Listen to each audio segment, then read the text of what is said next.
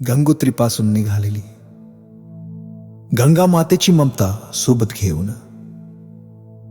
प्रत्येक थेंबात लपलेले मोक्ष पाप सारे धुवून टाकणारी. सुनो हा पवित्र आवाज, गंगेला वाहणारा संदेश, तुझ्या मनाला आनंद देईल, शांती देईल, दुःख विसरवेल.